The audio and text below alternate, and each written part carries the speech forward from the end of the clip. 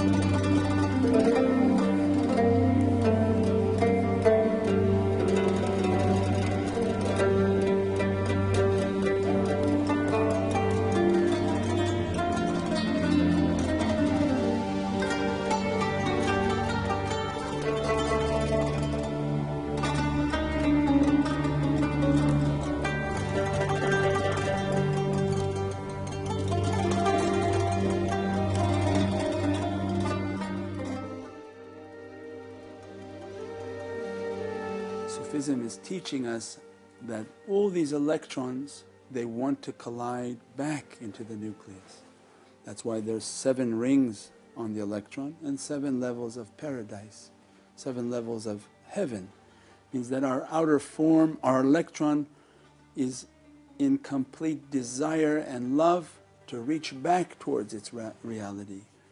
So as our electrons are trying to jump these levels and return back to the nucleus, Mawlana Shaykh is teaching us that we must also imitate that with our physicality. So then that's why who knows himself will know his Lord, is that my physicality is not the reality. My physicality is like the electron on the outer ring, just moving and moving and moving.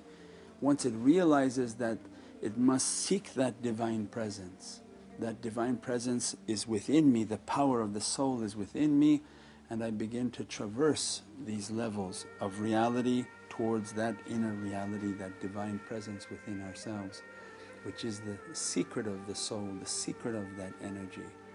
As we begin to move onto these levels of reality within ourselves, we find from the holy teachings of the Prophet Sayyidina Muhammad that God is saying, I am nowhere to be found in heaven or on earth except the heart of my believer. A believer means the one who believing in that Divine Presence, the one who's believing to leave all the material desires that are distracting us from reaching that reality. Not walking away completely from everything, but understanding that everything in its perspective. The material desires are very temporary. We give the analogy of our life like a tomato, that you hold this physical life and all its desires like a tomato. But anyone who's held a tomato, that in a week it becomes rotten, it becomes sludgy and mushy. And all of the Prophets came to teach us that this life, the physicality, is temporary and is meant to be like a bridge between the here and the hereafter. And Prophet Jesus, peace and blessings be upon him, teaching us that like any bridge, you use it to pass and move over, but you don't build your house upon the bridge. Means don't put all your hopes into the physicality.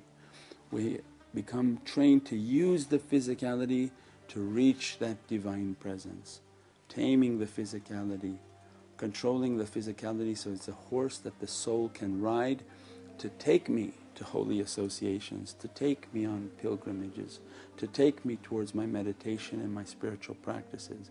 That the body has to be disciplined to take me to meditate.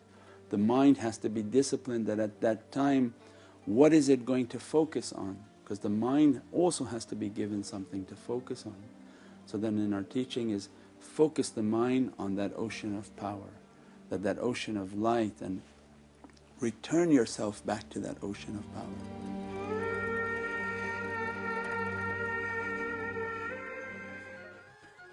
Thank you for joining us. For more information, please visit us at www.sufimeditationcenter.com. If you have any questions or any spiritual topics you would like discussed on our show, please email us at staff@sufimeditationcenter.com or phone 604-980-7007. Until next time, peace and blessings be upon you.